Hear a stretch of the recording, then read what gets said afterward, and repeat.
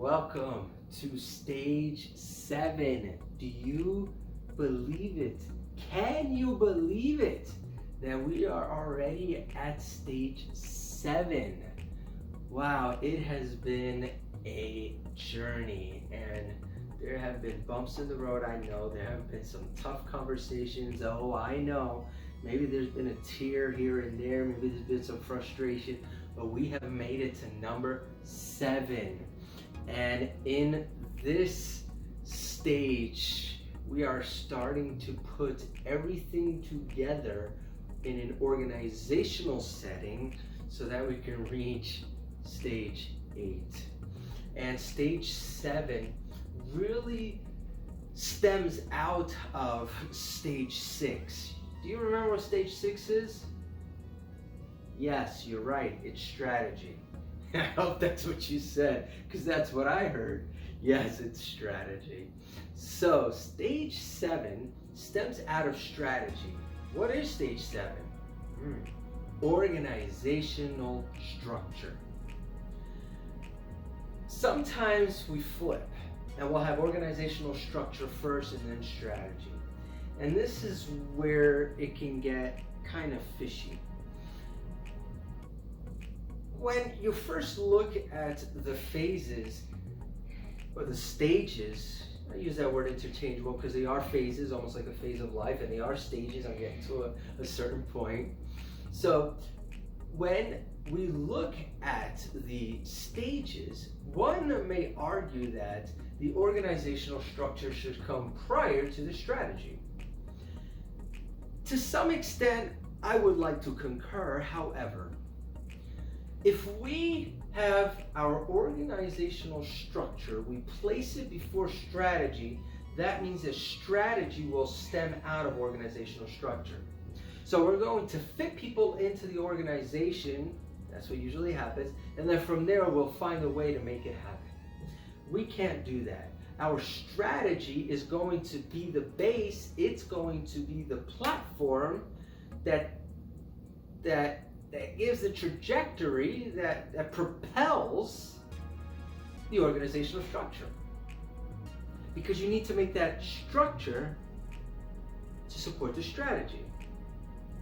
And I read in a book that, and I think it was Audrey Malphurs, he's a great writer, and says that the organizational structure must be aligned. So the organizational structure must be aligned with the church's strategy to provide the coordinates and control needed to implement strategy effectively. So, the organizational structure must be, listen, the organizational structure must be aligned to the strategy. Because that's what's going to give the coordinates and the control to implement that strategy effectively.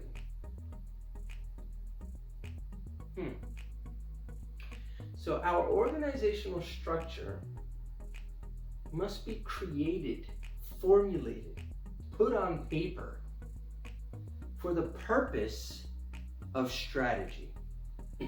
How are we going to facilitate this strategy?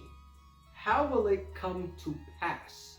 How will we see this strategy link us or bridge us? What is going to be bridging us to stage 8? And that's our organizational structure. I know many times we are bound and we're restricted due to finances or because of location, especially if you're in persecuted countries and so forth. There's a lot of limitations. But where you can, within those limitations, find what those limitations are. First and foremost, create that organizational chart, that structure that you think will support this strategy. For example, if our mission is we are anchored, we are here on the Great Commission, we want to see lives changed for Jesus Christ. Our vision is to reach the homeless in our community and build them up and bring them into a relationship with Christ and the body. Then we build a strategy for that to happen. Our strategy is what?